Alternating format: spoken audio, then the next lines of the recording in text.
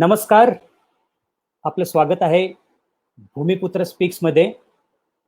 आज आपण अगदी 5 वाजता शार्प सुरू केलेला आहे भूमिपुत्रचा हा पहिल्या एडिशनचा दुसरा भाग. आज आपले अतिथी आपल्याबरोबर लवकरच जॉईन होतील आणि मी त्यांची ओळख करून देईन. सुरुवात करण्याआधी मी एक गोष्ट नेहमी सांगत असतो प्रत्येक व्यासपीठावर जिकडेही मला अपॉर्च्युनिटी मिळते तिकडे मी प्रत्येक वेळेला काहीतरी नवीन ॲड करायचं अपॉर्च्युनिटी घेतो आणि आजही मी ती अपॉर्च्युनिटी घेईल की एक गोष्ट जी मला फार आवडते ती मी तुम्हाला सांगू इच्छितो जोपर्यंत आपल्याबरोबर आपले आजचे अतिथी जॉईन होतील. तर गोष्ट अशी आहे की एका दिवशी एक शिकारी जंगलात जातो शिकार करण्यासाठी आणि शिकार दिवसभर तो शोधत असतो आणि शोधता शोधता तो कंटाळतो, त्याला शिकार सापडत नाही. होतं काय की त्याला प्यास लागते आणि तो एका तलावाच्या पाशी जातो आणि तिकडे पाणी प्यायला वागतो.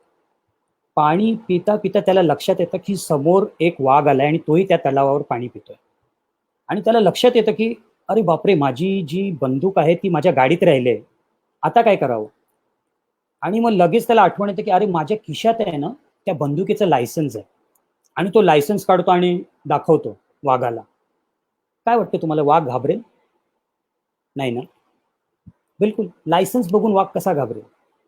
तर माझं हेच म्हणणं आहे की कोणत्याही गोष्टीचे जेव्हा GR येतात, जेव्हा काही येतं पेपर्स, तर त्या फक्त पेपर्सच्या आपण आशेवर राहतो की आपल्याला सरकार देईल, आपल्याला हे करेल ते करेल.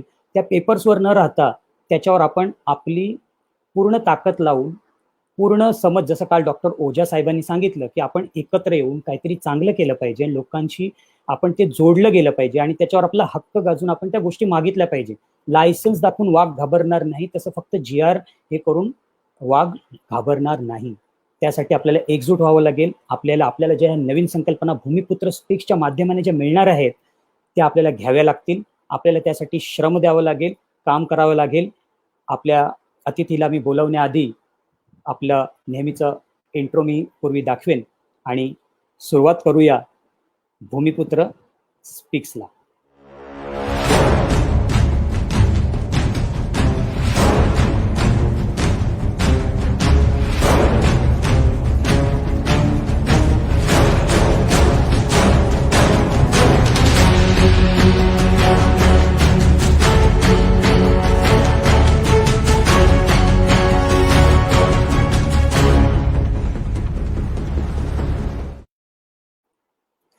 जय मल्हार.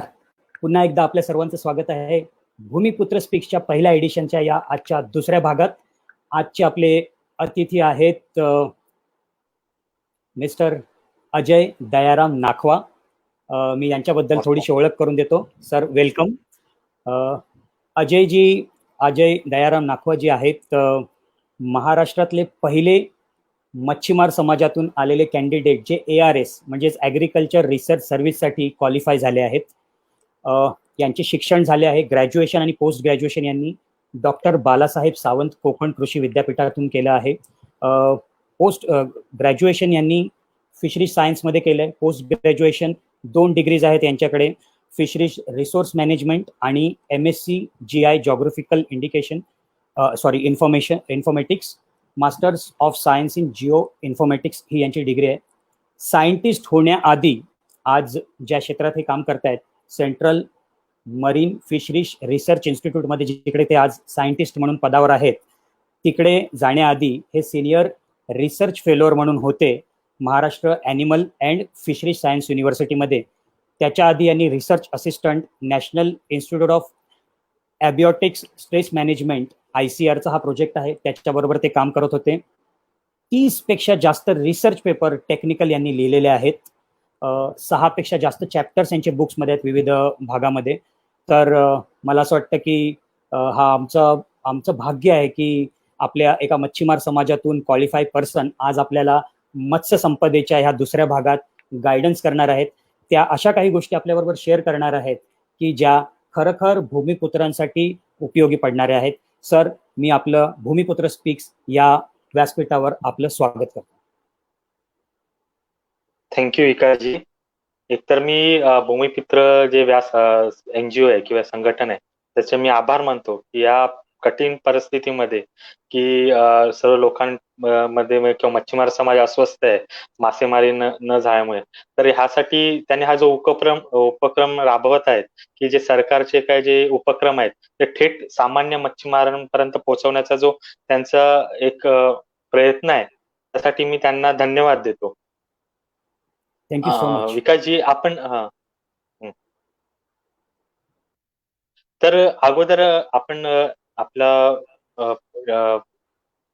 टॉक पुढे नेण्या अगोदर मी तुम्हाला थोडक्यात सांगतो की CMFRI ही संस्था काय आहे. बरेचशा आपल्या लोकांना माहित असेल मच्छीमार लोकांना, तरी पण CMFRI ही आपण मराठीत त्याला केंद्रीय सामुद्रिक मासिकी अनुसंधान संस्था बोलतो किंवा इंग्रजीमध्ये central marine fisheries research institute म्हणतो, तर शॉर्ट फॉर्म मध्ये आपण CMFRI म्हणतो. तर ही भारतीय कृषी अनुसंधान भारत सरकार ह्याच्या अंतर्गत असणारी एक मासेमारी, सागरी मासेमारी व त्याच्या संबंधित संशोधन करणारी एक प्रमुख संस्था आहे. या संस्थेचे प्रमुख उद्दिष्ट आहे की जे आपल्या 8,000 पेक्षा किलोमीटरची जास्ती किनारपट्टी आहे भारताला लाभलेली, बरोबर आहे, तर त्याच्यावरती स्थित वेगवेगळे जे आपले लँडिंग सेंटर आहेत, अवतरण केंद्र आहेत, त्याच्यावरती जे त्यांच्या उत्पादनाचं आकलन करून आपला वार्षिक मत्स्य उत्पादन किती आहे, मग त्यामध्ये प्रत्येक राज्याप्रमाणे किंवा प्रत्येक बोटीचे जे आपले प्रकार आहेत, ट्रॉलिंग, डोलनेट, किलनेट किंवा पर्सिनस, त्याप्रमाणे त्याच्या उत्पादन किती आहे ह्याची माहिती जमा करून ती वार्षिक ह्याच्यावरती ते प्रकाशित करतात. तर ह्यासाठी जी मेथड वापरली जाते किंवा ती तंत्रज्ञान वापरलं जाते त्याला स्ट्रॅटिफाईड मल्टीस्टेज रँडम सॅम्पलिंग मेथड म्हणून बोललं जातं. ती नॅशनल सर्व्हे ऑर्गनायझेशन थ्रू मान्यता आहे त्याला. आणि ही जी काय माहिती जमा होते डेटाबेस आहे ह्याच्यामध्ये जमा केली जाते आणि ह्या डेटाबेस मध्ये हजारहून अधिक सागरी माशांची संबंधितली माहिती संकलित केली जाते. आणि दुसरं आपण जर बघायला गेलं तर प्रमुख उद्दिष्ट CMFRIचं असं आहे की जे आपले विशेष आर्थिक क्षेत्र आहे किंवा EEZ म्हणतो, जे 12 नॉटिकल पण आणि 12 नॉटिकलच्या पुढे 200 नॉटिकल माईल पर्यंत ते जो विशेष आर्थिक क्षेत्र आहे त्यातले जे सागरी मत्स्य साठे आहेत त्याच्यावरती संशोधन करून ते मत्स्य साठे शाश्वत कसे राखता येतील आणि ते शाश्वत राखण्यासाठी वेळोवेळी केंद्राला किंवा राज्याला सूचना करणे हे महत्वाचं उद्दिष्ट आहे. त्याचबरोबर जे काय आता हवामान बदल होत आहे किंवा क्लायमेट चेंज म्हणतो आपण त्याला, त्याच्या सागरी मासेमारीवरती काय परिणाम होतो त्याचा अभ्यास करून त्याच्यावर योग्य तो मात करण्यासाठी काय उपाययोजना करता येतील याच्यावरती एक अभ्यास करतो आपण. आणि तिसरा मुख्य उद्दिष्ट आहे म्हणजे की जे आता सागरी किनाऱ्यावरती मत्स्य संवर्धन, आपल्या मत्स्य संपदा किंवा कालच्या काही ह्याच्यामध्ये पण विषयात सत्रामध्ये आला असेल की मत्स्य संवर्धन खुल्या ओपन सी केज कल्चर किंवा खुल्या पाण्यातलं मत्स्य संवर्धन ह्याच्यावरती अभ्यास करून त्यासाठी कुठल्या माशाच्या जाती किंवा प्रजाती योग्य आहेत त्याचा बीज उत्पादन तंत्रज्ञ तयार करून ते आपल्या सागरी मच्छीमारांपर्यंत पोहोचवावे हे एक उद्दिष्ट आहे. त्याचबरोबर प्रशिक्षण करून, शिक्षण करून, त्या विस्तार करून जे मानव कौशल्य विकास आहे ते करणे एक महत्वाचा भाग आहे. तसंच CMFRIचे आपण जर बघितलं तर प्रत्येक सागरी राज्यामध्ये म्हणजे गुजरातमध्ये वेरावळ पासून पश्चिम किनाऱ्यापासून ते पूर्वमध्ये दिघा म्हणजे पश्चिम बंगालपर्यंत प्रत्येक सागरी राज्यामध्ये CMFRIचं एक संशोधन केंद्र आहे. ते त्या राज्यातील जे काही सागरी मासेमारीच्या संबंधित जे मासेमारीने संबंधित जे प्रश्न आहेत त्याच्यावरती अभ्यास किंवा संशोधन करून केंद्र सरकार आणि राज्य सरकारला त्याबद्दल माहिती देत असते. ओके, सो असं समजूया का की CMFRI जे आहे त्याच्याकडे ऑलमोस्ट जो कोस्टल एरियाचा जास्तीत जास्त फिशरीज रिलेटेड डेटा अवेलेबल असेल असं आपण गृहीत धरू शकतो का की एखादी सागरासंबंधीची पूर्ण माहिती जर कुठे आपल्याला हवी असेल मग ती हवामान बद्दल असू दे किंवा त्या कोस्टल एरियाच्या आर्थिक विकासाबद्दल असू जे केंद्राकडून आहे त्याची एकमेव डेटा असलेली डेटा बँकच्या रूपाने सुद्धा आम्ही CMFRI ला बघू शकतो का? CMFRI म्हणजे कसं आहे की आता आपली किनारपट्टी एवढी लांबची आहे त्यात भौगोलिक सागरी मासेमारीची दक्षिणेकडे मासेमारीचे आपला आवाज सर, किंवा ओके, तुमचा आवाज येतोय? थोडासा कट होतोय. येस, आता येतोय, पण थोडासा कट होतोय. Sorry sir, continue. हा, ओके. तर त्याच्याबद्दलची माहिती संकलन करून ठेवतो. वरून जे काही आता मी अगोदर सांगितलं, जे काही उद्दिष्ट आहेत, की बाबा आता पिंजरा संवर्धन आहे, त्याचं प्रमोशन करायचं असेल, किंवा आपल्याला जर एखाद्या राज्यामध्ये त्याच्या आपण तिथली किनारपट्टी योग्य आहे, तर त्याच्या संबंधितली माहिती आपण मच्छीमारांपर्यंत पोहोचवू शकतो. ओके. मग आज मला तुम्हाला ऍक्च्युली एक महत्वाचा प्रश्न जो तुम्ही सांगितलात आता, आणि आता सध्या सिच्युएशन ही अशी आहे की आपण वादळासंदर्भात बोलतो, आणि तुम्ही स्वतः MSc केलेलं आहे जिओ इन्फॉर्मेटिक्स मध्ये, आणि तुम्ही सांगितलं की CMFRI सायक्लोन किंवा ह्याच्याबद्दलचं जे इन्फॉर्मेशन आहे ते हे करतं, म्हणजे क्लायमेट चेंजचा जो इम्पॅक्ट असणार आहे मरीन फिशरीवर. तर त्या संदर्भात तुम्ही आम्हाला काही सांगू शकणार की क्लायमेट चेंजेसचा जो इम्पॅक्ट फिशरीवर येतोय, किंवा त्याचा तुमचा काहीतरी त्याचा अभ्यास असेल, एवढ्या वर्षाचा CMFRIचा डेटा असेल, किंवा त्याच्यावर तो मरीन फिशरीवर क्लायमेट चेंजचा काय इम्पॅक्ट होतो, हे आम्हाला आमच्या व्ह्युअर्सना जाणायची इच्छा आहे.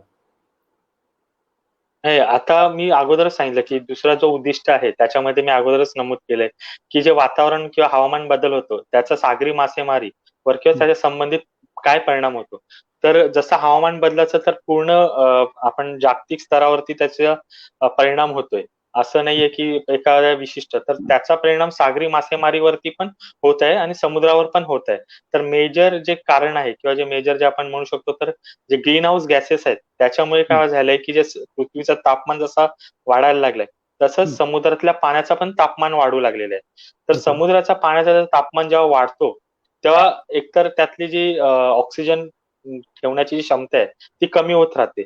वरून जे कार्बन डायऑक्साईड इमिट होतं ते शोषून घेतल्यानंतर जी पाण्याची जी pH लेवल त्याला म्हणतो आपण, ती थोडीफार कमी ऍसिडिक होत चालली. तर ह्या गोष्टी, पण प्रमुख जो कारण आहे तो समुद्राचा तापमान वाढल्यामुळे आहे.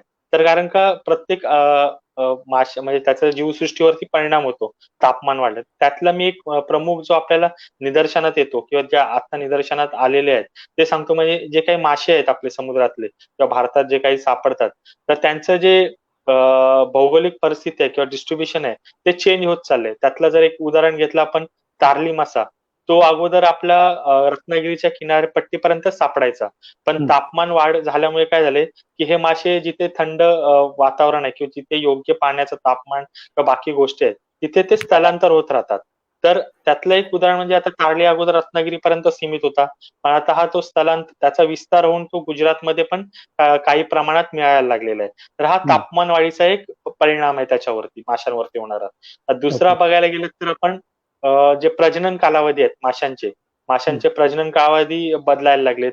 आता एक साधारण उदाहरण घेतलं आपण, जो राणी मासा आहे किंवा चिरी, ते साधारणतः आपल्या गरमीच्या मोसमात किंवा सीझन मध्ये त्यांचा प्रजनन व्हायचा, पण ते आता थंडीच्या सीझन मध्ये ते प्रजनन शिफ्ट होऊ लागलेलं आहे. आणि दुसरा आता तुम्ही एक उल्लेख केलात की चक्रीवादळ होण्याचं प्रमाण, तसं बघायला गेलं तर अरबी समुद्रात आपल्या चक्रीवादळ होण्याचं प्रमाण हा भरपूर कमीच. म्हणजे आपण ऐकायचो की 10 वर्षापूर्वी 5 वर्षापूर्वी झालं, पण आणि इंटेन्सिटी पण एवढी नसायची. पण मागच्या वर्षी तुम्ही बघितलं तर एका वेळीच असे 3 ते 4 वादळ येऊन गेले. त्याच्यामुळे आपली जे साखळी मासेमारीची भरपूर नुकसान झालंय. तर हे जे गोष्टी काय दिसतात, जे इंडिकेटर्स आहेत आपल्या पुढे, हे सर्व हवामान बदलाचे इंडिकेटर्स आहेत.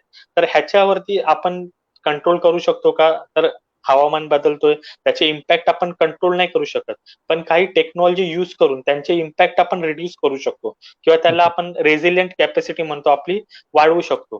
तर आता हे जे सायक्लोन्स वगैरे होतात किंवा चक्रीवादळ होतात, तर ह्याची जर इन्फॉर्मेशन आपल्या मच्छीमारांना मासेमारी करताना समुद्रात अगोदर 1 किंवा 2 दिवस अगोदर मिळाली, तर कमीत कमी ते आपल्या किनाऱ्यावरती सेफली येऊ शकतात, सुरक्षित येऊ शकतात.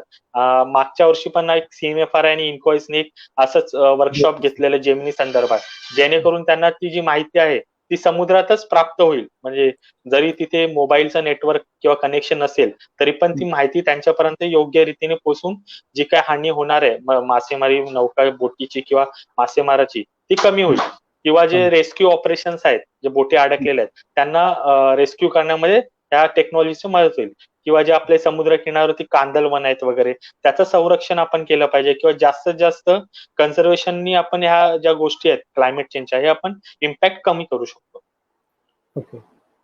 सो जे आता आपण लास्ट टाइमच्या इन्क्वायसच्या डिव्हाइसच्या बद्दल तुम्ही जे सांगितलं, ते इन्क्वायसचं डिव्हाइस मला असं वाटतं की सदर्न स्टेट्समध्ये, दक्षिण राज्यामध्ये ऑलरेडी त्याचा उपयोग सुरू झालेला आहे. मला असं वाटतं काही जागेवर त्याची टेस्टिंग झाली, तर ते पश्चिम किनारपट्टीवर पण येणार आहे लवकरच. कसं त्याचा आता असणार, म्हणजे तुमचा जो अभ्यास झालाय का, आपण डिव्हाइस एका प्रोग्राममध्ये ते पाहिलेलं सुद्धा, तर राईट. त्याचं कधीपर्यंत, कारण त्याचं मला वाटतं टेस्टिंग चालली होती त्यावेळेस अजूनही. तर ऍक्च्युअली जेव्हा तो वर्कशॉप झाला आपला, तेव्हा तेव्हा ते टेस्टिंग फेज मध्ये होतं. पण एक साधारणतः म्हणजे एक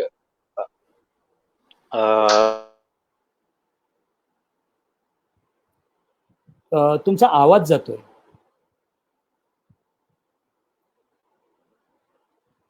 तुम्ही माईक बंद झालं वाटतं तुमचं. Excuse me. Right. Okay fine. Audio mute झालेला. राईट. तुम्ही सांगत होतात की आपलं त्या दिवशीचं हे होतं आपलं टेस्टिंगचा मोड. तर टेस्टिंगचा तर ते टेस्टिंग फेज मध्ये होतं, पण ते रोल आउट करायला मला वाटते ह्या ज्या गोष्टी झालेल्या सध्या आपल्या कोविड-19 मध्ये जे लॉकडाऊन झालंय, त्याच्यामुळे प्रत्येक प्रोसेस थोडी स्लो झालेली आहे. तर ती पण थोडी मला वाटते स्लो झाली, पण ती पिकअप करतील नंतर. ओके. माझा आत्ताचा जो आज आपला ह्या प्रोग्रामचा मुख्य महत्वाचा उद्देश म्हणजे CMFRI बद्दल तुम्ही भरपूर चांगली माहिती दिलीत. कारण मला असं वाटतं की सागरी संबंधातली जी काही माहिती हवी असते, म्हणजे फॉर एक्झाम्पल माझ्या नजरेत एक अशी केस आहे की एकदा आपल्याला ते जसं केरळमध्ये किंवा दुसऱ्या दाक्षिणात्य राज्यात किंवा फॉरेनमध्ये समुद्रात तरते रेस्टॉरंट्स वगैरे असतात, ते आता आपल्याकडे येतील भविष्यात मला असं वाटतं. तर त्या संबंधातली माहिती जेव्हा पाहिजे होतं काही करायला, करू शकतो का, तर त्या संदर्भात हायड्रोग्राफिक चार्ट अमुक तमुक मागितलं जातं. तर सामान्य मच्छीमाराला किंवा एखाद्या उद्योजकाला कळत नाही की त्याची माहिती आपल्याला कुठे मिळेल. पण मला असं वाटतं की CMFR will be a right platform to get this kind of information if we apply to get the information. तर तशी माहिती एखाद वेळेस काही हवं असेल की बाबा लाटांचा वेग किती आहे किंवा डीप किती आहे, अमुक रूट्स असू शकतात का, तर ही एखादी अशा ज्या माहिती असतील त्या सुद्धा आपल्याला CMFRI पुरवू शकतं का? नाही, ऍक्च्युली CMFRI हे असे हायड्रोग्राफिक जी इन्फॉर्मेशन आहे, ही आपली नेव्हल नॉटिकल जे नॉटिकल चार्ट पुरवतात मुंबईमध्ये, तिथे तुम्हाला मिळेल. किंवा जी मेट्रोलॉजिकल आम्ही काय करतो, जी काय आपल्या IMDचे डेटा असतो किंवा इन्कॉइसचा जो समुद्राचा जो डेटा आहे किंवा सी टेम्परेचर किंवा जे वेगवेगळे सॅटेलाइट आहेत उपग्रहात, ते आजकाल युज केले जातात. त्यांचा हा डेटा घेऊन आम्ही सागरी मासेमारीवरती काय परिणाम होईल ते अभ्यास करतोय. ऍक्च्युअल डेटा जर तुम्हाला म्हणजे जर तुम्हाला जर पाहिजे असेल लाटांचा वेग वगैरे किंवा समुद्राची लाटांची उंची किंवा विंडची, तर हे तुम्हाला इन्कॉइस सारख्या संस्थेमध्ये त्यांच्या वेबसाईट वरती तुम्हाला फ्रीली अवेलेबल मिळेल. मग तिथे त्यांचं फोरकास्टिंग अवेलेबल असतात. Okay perfect. थँक्यू, तुम्ही ही माहिती दिलीत. कारण खूप वेळा असं असतं की जनरली ही माहिती कुठे मिळावी ही सहसा लोकांना कळत नाही. एखादा उद्योजकाकडे नव उद्योजकाकडे आयडिया असते. आता लोक, जसं काल तुम्ही पाहिलं असेल की ओझा सरांनी पण सांगितलं की इंटेलेक्च्युअल शुड कम फॉरवर्ड, त्यांनी पुढे आलं पाहिजे आणि केलं पाहिजे. पण खूप वेळा असं होतं की काही गायडन्स नसतं आणि काही माहिती नसते. पण मला असं वाटतं की आता तुमच्यासारखे जर लोक ह्या भूमिपुत्र स्पेक्सच्या याच्यावर जर माहिती देतील, तर मला असं वाटतं की खूप सारे नव उद्योजक नवीन गोष्टींकडे वळतील. आजचं जे मत्स्य विषयीचं माझं मत म्हणजे आम्ही असं ठरवलंय की प्रत्येक स्पीकरला याबद्दल विचारायचंच की आत्ताचा जो करंट सिनारिओ आहे आणि मत्स्य संपदा जे लॉन्च झालंय त्याबद्दल आपलं काय मत आहे, की what is the current scenario and launch of मत्स्य संपदा, याच्यावर तुम्ही काय प्रकाश टाकू शकता? करंट सिनेरिओच्या जाण्या अगोदर मी तुम्हाला थोडक्यात म्हणजे जी सागरी मासेमारी आहे भारतामध्ये किंवा महाराष्ट्रामध्ये ही कशी टप्प्याटप्प्याने चेंज होत गेली हे सांगतो. की आपण जर एकंदरीत बघितलं तर 1950 ते 1970 पर्यंत ही सागरी मासेमारी साधारणतः आपली बिगर यांत्रिक नौक्यांनी व्हायची. किंवा जे काय आपलं मत्स्य उत्पादन होतं हे जर भारताचा विचार केला तर 0.5 मिलियन मेट्रिक टन होतं. किंवा महाराष्ट्राचा विचार केला तर ते 1,00,000 टन पेक्षाही कमी होतं. आणि जसं जसं 1970 ते 1990 पर्यंत जे बघायला गेलं तर बोटींचं यांत्रिकीकरण भरपूर होत गेलं, किंवा जे आपण फायर प्लॅनिंग मध्ये जे काही तरतूद होती फिशरी सेक्टरसाठी किंवा त्याच्यामुळे बोटीचं यांत्रिकीकरण किंवा आधुनिकीकरण झाल्यामुळे मत्स्य उत्पादनात वाढ व्हायला लागली आणि निर्यात पण जास्त प्रमाणात होऊ लागली. तर आणि नंतर जो तिसरा जो आहे 1990 ते 2010 पर्यंत, तिथं यांत्रिकीकरण तर झालेलं, मोटरायझेशन पण झालेलं, जे कंट्री क्राफ्ट होते, ज्या अगोदर छोट्या बोटी होत्या त्याच्यामध्ये आउटबोर्ड इंजिन्स किंवा मोटरायझेशन म्हणतो त्याला येऊन मोटरायझेशन पण झालेलं. नवीन प्रकारच्या जाळ्या किंवा आधुनिक टेक्नॉलॉजी जशी जीपीएस, ERS सिस्टीम किंवा फिश फाइंडर सारखे पण उपकरणं यायला लागली.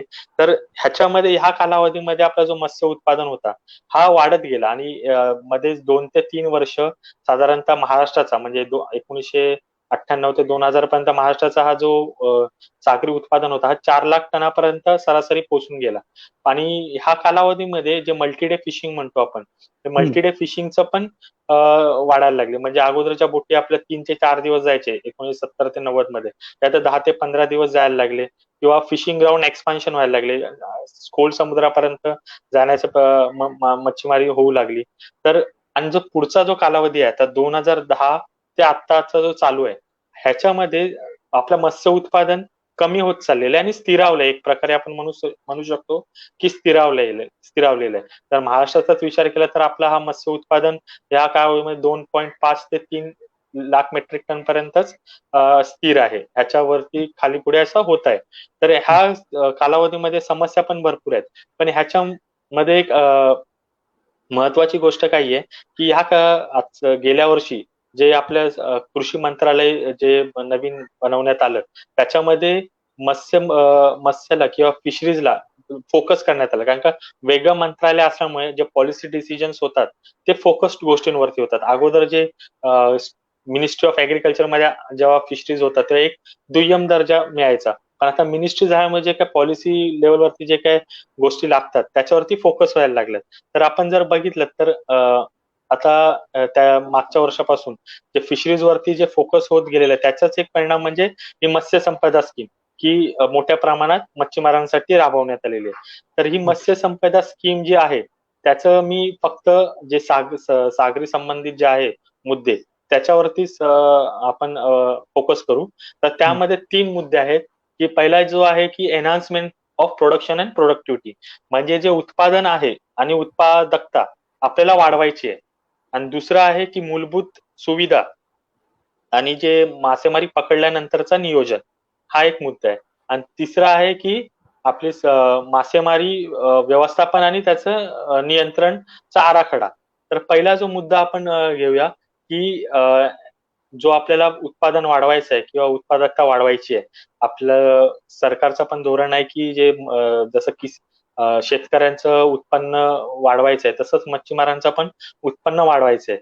पण आता झालेलं काही आहे की आपला जो सागरी मासेमारीतून जो मिळणारं उत्पादन आहे आपल्याला माहिती आहे की एक प्रकारे स्थिरावलं गेलेलं आहे, त्यातून अजून वाढ होऊ शकत नाही, बरोबर आहे. तर त्यातून दुसरा पर्याय काय तर काल आपले जे स्पीकर होते त्यांनी आपल्याला काही छोटे सुरुवात करून सांगितली की मेरिकल्चर आहे किंवा ओपन सी केज कल्चर आहे, ह्या गोष्टींची ह्या मत्स्य संपदामध्ये तरतूद आहे.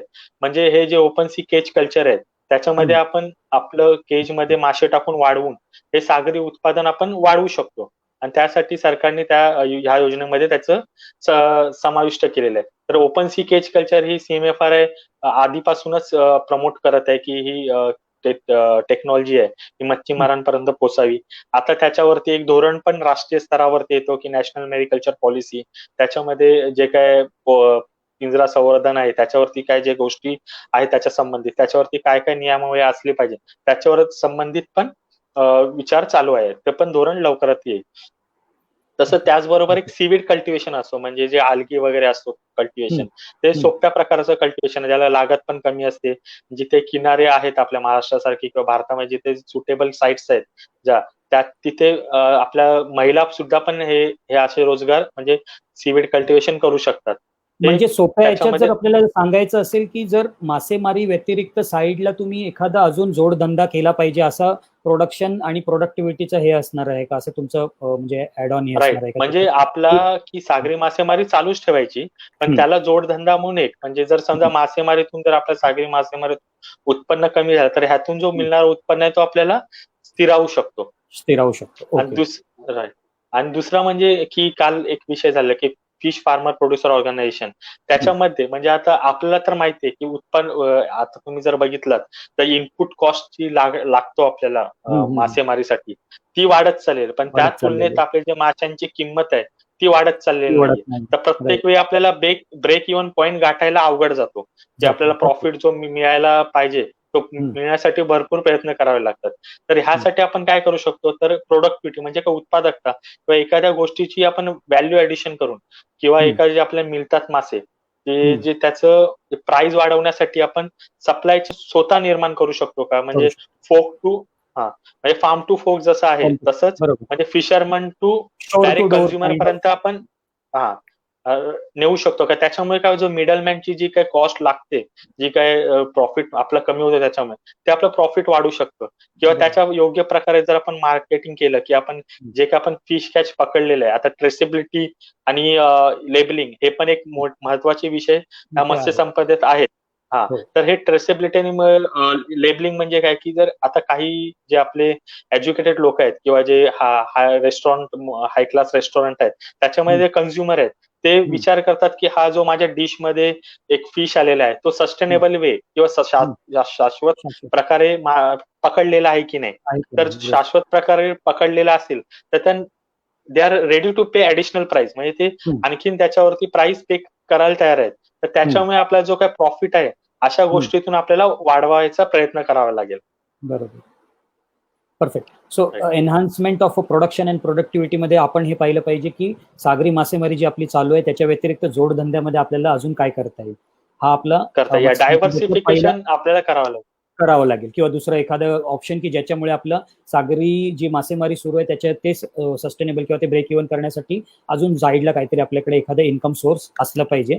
हा एक महत्वाचा मुद्दा मत्स्य संपदेत असणार. तुम्ही सांगितलं की अजून 2 महत्वाचे मुद्दे आहेत, तर त्यातल्या आपण सेकंड मुद्द्याकडे वळूया. मला असं वाटतं तुम्ही सांगितलं की infrastructure and post harvest management हा त्याच्यातला दुसरा हे असणार आहे. राईट. तर ह्याच्यामध्ये त्या अगोदरच योजनेसारख्याच तरतुदी आहे की मॉडर्न हार्बर तयार करणे वगैरे, पण ह्याच्यात माझं एक विशेष लक्ष मी तुम्हाला म्हणजे मुद्दा आहे तो तुमच्या समोर मांडतो की ह्याच्यामध्ये काय की कोस्टल फिशर कम्युनिटी आहे त्यांच्यासाठी integrated modern coastal fishing village म्हणजे काय आहे की आधुनिक आपला काय म्हणता येईल कोस्टल फिशिंग विलेज तयार करणं, म्हणजे अशी संकल्पना राबवणं जिथे म्हणजे सर्व समावेश असेल, म्हणजे जिथे फिश लँडिंग सेंटरही असेल. कारण का आता आपण जर बघितलं तर फिश लँडिंग एका साईडला असतो, तर आपले जे एक्सपोर्ट करणारे जे युनिट असतात ते येऊन आपले फिश घेऊन एक्सपोर्ट वेगळे जातात. तर ह्याच्यामुळे त्यांनी काय केलं, integrated model coastal fishing village develop करण्याची संकल्पना आणली आहे की तिथे म्हणजे लँडिंग सेंटर पण तिथेच असेल आणि जे मासेमारीच्या संबंधित जे जोडधंदे आहेत त्याचे जे काय म्हणजे एक्सपोर्ट युनिट किंवा आईस फॅक्टरीज किंवा कोल्ड चेन थोडक्यात म्हणू आपण, तर ती पण तिथेच उभी राहिली पाहिजे, जेणेकरून तिथल्या आजूबाजूचा जे समाज आहे किंवा मच्छीमार समाज आहे त्यांना तिथून रोजगार उत्पन्न होईल. याला आपण एक फिशरी क्लस्टर सारखं बघू शकतो का, की बाबा फिशरीच्या रिलेटेड सर्व गोष्टी एका जागेवर अवेलेबल असतील, वेदर इट इज त्याचे स्पेअर पार्ट्स असतील बोटीचे किंवा तिकडे कोल्ड स्टोरेज असेल, एक्सपोर्ट्स वाले असतील, एज्युकेशन असेल, काही असेल, तर it will be on a one place, it's one complex किंवा एक इंटिग्रेटेड विलेज. जसं तुम्ही सांगितलं काल ओझा सरांनी पण आपल्याला बोलताना एक महत्वाचा विषय सांगितलेला की एफपीओच्या माध्यमाने हे जे काही कामं असतील ते पुढे भविष्यात एफपीओ ला मिळतील. मग ते कोल्ड स्टोरेज बनवण्याचं असू दे, गावातली जेट्टी बनवण्याचं असू दे किंवा एखादा गावातला जाणारा रोड असू दे, या सर्व गोष्टी एफपीओच्या माध्यमाने करता येऊ शकतात. तर मला असं वाटतं हा त्याचा एक महत्वाचा अंग असणार आहे इन्फ्रास्ट्रक्चर अँड पोस्ट हार्वेस्ट मॅनेजमेंटसाठी. दुसरं त्यामध्ये काय आहे की की सागर मित्र म्हणून काल सरांनी पण आपल्या सत्रामध्ये सांगितलं की सागर मित्र, तर सागर मित्र ही अशी संकल्पना आहे की एक्सटेन्शन जो म्हणतो म्हणजे विस्तार, एखाद्या गोष्टीच्या जे म्हणजे माहितीचा विस्तार करणे किंवा लोकांपर्यंत पोहोचवण्यासाठी जी यंत्रणा लागते ती ऍग्रिकल्चरमध्ये वेल एस्टॅब्लिश आहे. म्हणजे तिथे कृषी सेवक असतात किंवा ग्रामसेवक असतात जे आपल्या ग्रामपंचायत स्तरावरती, तसे कृषी सेवक पण असतात जे सरकारी योजनेचा किंवा सरकारी माहितीचीच आपल्या सामान्यांपर्यंत पोहोचवत असतात. तर इथे त्यांचं हा एक उद्देश आहे की फिशरीज एक्सटेन्शन सर्व्हिस सेंटर म्हणजे हे सागर मित्र थ्रू करणार आहेत. म्हणजे जे काही सरकारी योजना आहे किंवा जी काही सरकारी माहिती आहे ती सर्वसामान्यांपर्यंत पोचावी, त्यासाठी हे सागर मित्र योजना त्यांच्या अंतर्गत आहे. तर त्यासाठी पण ते काही युथ असणार आहेत, ते प्रोफेशनल युथ ते रिक्रूट करून ते पुढे गोष्टी करतील. Okay, perfect. सो इन्फ्रास्ट्रक्चर आणि पोस्ट हार्वेस्ट मॅनेजमेंट मध्ये तुम्ही जे मुद्दे सांगितले तोही महत्वाचा आहे. याचं तिसरं अंग आहे की fisheries management and regulatory framework. तुम्ही म्हटलेलं की रेग्युलेटरी फ्रेमवर्क ही सुद्धा महत्वाची ठरणार आहे. तर त्याबद्दल आम्ही आपल्याकडून माहिती जाणू इच्छितो. Before we go to the comments of the people, we have some questions. We will pull one question from there. Right. आता फिशरीज किंवा सागरी मासेमारी व्यवस्थापन किंवा नियंत्रण हा एक ऍक्च्युअली गुंतागुंतीचा विषय आहे भरपूर. कारण का ह्याच्या अगोदर कोणी लक्ष दिलेलं नाहीये. कारण का हा मासेमारी किंवा जो आपले गोड्या पाण्यातली मासेमारी किंवा जे आपले इनलँड फिशिंग बोलतो, जी आपल्या जमिनीवरती, ती पूर्ण राज्य सरकारच्या अखत्यारीत असतो. बरोबर आहे. आणि 12 नॉटिकल पर्यंत जे राज्य सरकारच्या अखत्यारीत असतो. पण 12 नॉटिकलच्या जो पुढचा जो भाग आहे, 12 नॉटिकल पासून ते आपला जो विशेष आर्थिक क्षेत्र आहे तो भाग, तो एवढा EEZ तो एवढा मोठा आहे की त्याच्यावरती कंट्रोल करण्यासाठी आतापर्यंत अशी कुठल्या प्रकारचं फ्रेमवर्क किंवा आराखडा किंवा एखादा कुठल्या प्रकारचा व्यवस्थित कायदा नव्हता. तर हे आणण्याचा प्रयत्न ह्याच्यामध्ये आहे. तर ह्याच्यामध्ये जे आहे म्हणजे राज्य सरकार आणि केंद्र सरकार या दोघांच्या समन्वयाने हे गोष्टी होतील. पण ह्याच्यामध्ये आपल्याला घेण्यासारखं काही आहे की ह्याच्यामध्ये सरकार जे डीप सी फिशिंग टेक्नॉलॉजी आहे किंवा जे बोटिंगचं आधुनिकीकरण मॉडर्नायझेशन करून खोल समुद्रापर्यंत जाऊन कशी मासेमारी करता येईल त्यासाठीचा एक सेक्शन ह्याच्यामध्ये आहे की त्याच्यामध्ये सरकार म्हणजे जे आतापर्यंत आपले जे ट्रेडिशनल फिशरमॅन आहेत किंवा आतापर्यंत दुसरे पण आपले जे फिशरमॅन आहेत, बरोबर आहे, ते आताच अवेलेबल टेक्नॉलॉजी थ्रू जेवढे लांब जाऊन मासेमारी करता येईल तेवढे करतात. पण त्याच्या पुढेही जाऊन जे काही आपले रिसोर्सेस आहेत, फिशरी रिसोर्सेस, ते कसे युटिलाइज करता येतील डीप सी फिशिंग टेक्नॉलॉजी वापरून किंवा बोटीचा वापर करून, तर हे ह्याच्यामध्ये इन्क्लुडेड आहे. ओके.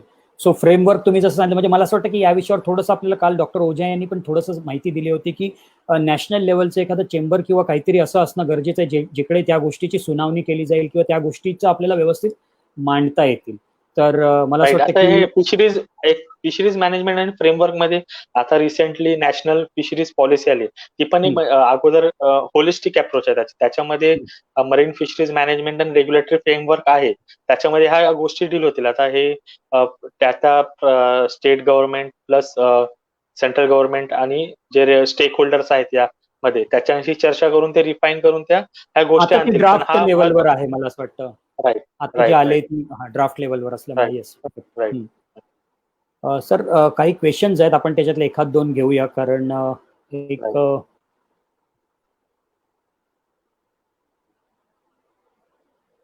एक शुभम सोनी यांचं क्वेश्चन आहे. Sir, can we practice Pompano in Maharashtra like Vizag Research Center of a CMFRI did? I don't know whether this could be, but CMFRI related असल्यामुळे मला वाटतं. So can we answer this question? Right. CMFRI Vizag मध्ये त्याप्रमाणे चांगल्या प्रकारे त्यांनी culture केलेलं आहे म्हणजे तिथे. तर इथे महाराष्ट्रात पण पॉसिबल आहे. आणि ती जी पॅम्पॅनोची स्पेसिस आहे ती जी ग्रोथसाठी पण चांगली आहे किंवा हार्डी आहे आणि कल्चरसाठी चांगली आहे. तर surely we can do in Maharashtra. Okay. Shubham सोनीजी, मला असं वाटतं तुम्हाला उत्तर भेटलेलं आहे की सरांनी सांगितलंय की जसं वायझॅग मध्ये झालेलं तसं महाराष्ट्रामध्ये होऊ शकतं. आम्ही तुम्हाला आजच शुभेच्छा देतोय की तुम्ही सुद्धा लवकरात लवकर महाराष्ट्रात, आणि CMFRI मला असं वाटतं तुम्हाला मदत करेलच इकडे. सर, मला असं वाटतं की तुम्ही आजचे जे महत्त्वाचे आपले जे मुद्दे होते 3, त्याच्यावर तुम्ही प्रकाश टाकलेलाच आहे की 3 जे तुम्ही महत्त्वाचे मुद्दे आपल्याला सांगितले की enhancement of a production and productivity, infrastructure and post harvest management, fisheries management and regulatory framework. हे मत्स्यसंपदेचे जे 3 ॲस्पेक्ट्स आहेत किंवा 3 महत्त्वाचे अंग आहेत, याच्या नजरेतून आपल्याला बघावं लागेल आणि त्या गोष्टी आपल्याला पुढे घेऊन जायला लागतील. सर, तुम्ही आज आम्हाला हा वेळ दिलात, भूमिपुत्र स्पीक्सच्या प्लॅटफॉर्मवर आलात, मार्गदर्शन केलं आणि मला असं वाटतं की तुम्ही पुढेही आता काही क्वेश्चन येतील याच्यानंतर, कारण काल सुद्धा आम्हाला भरपूर क्वेश्चन झाले आहेत पर्सनल ईमेलवर, आमच्या वेबसाईट्सवर, फेसबुकवर. तर ते आम्ही सगळे कन्सॉलिडेट करून तुम्हाला मेलच्या माध्यमाने पाठवू. व्ह्युअर्सचे काही अजून जर क्वेश्चन्स असतील ते येतीलच संध्याकाळपर्यंत. तर मला असं वाटतं की तुम्ही ते आन्सर देणार आणि आम्ही ते त्यांच्यापर्यंत पोहोचवू. पुन्हा एकदा आपलं खूप खूप आभार भूमिपुत्र स्पीक्सला वेळ दिल्याबद्दल. Thank you so much. थँक्यू विकास. थँक्यू. तर आज हे होतं CMFRIचे मिस्टर अजय दयाराम नाखवा. हे तुम्हाला माहिती आहे शास्त्रज्ञ, यांनी आपल्याला जबरदस्त माहिती दिलेली आहे. मी आशा करतो तुम्हाला आजचा हा भूमिपुत्र स्पीक्सचा एपिसोड आवडला असेल आणि उद्यासुद्धा असंच एक जबरदस्त व्यक्तिमत्व आम्ही भूमिपुत्र स्पीक्सच्या या प्लॅटफॉर्मवर आपल्यासाठी घेऊन येणार आहोत. तुम्ही काल आमच्या या उपक्रमाला भरपूर मेसेजेस, मेल्स आणि वेबसाईटच्या फॉर्म्सच्या माध्यमाने प्रतिसाद दिलात. आजच्या या संबंधातही तुम्हाला जर काही प्रश्न असतील तर आम्हाला लिहा. आमचं भूमिपुत्र स्पीक्सच्या या खास कार्यक्रमासाठी आपला कॉन्टॅक्टचा कनेक्टसाठी ईमेल ID आहे speaks@bhumiputrafoundation.com, speaks@bhumiputrafoundation.com. ही ईमेल आहे, तुम्ही आम्हाला संपर्क करू शकता. बाकी आपले फेसबुक पेजवर तुम्ही जसं कमेंट करता, प्रश्न विचारता, तसं विचारत राहा, कारण तुम्ही जे आम्हाला प्रश्न विचारणार त्याच संदर्भात आम्ही तुमच्यासाठी पुढचे अतिथी घेऊन येत राहू. आणि या लॉकडाऊनच्या काळात घरी सुरक्षित सेफ राहा, बाहेर जाऊ नका आणि स्वस्थ राहा. तर उद्या भेटूया पुन्हा एकदा भूमिपुत्र स्पीक्सच्या या 3ऱ्या एपिसोडसाठी. तयार राहा आपल्या क्वेश्चन सकट. सो जय मल्हार.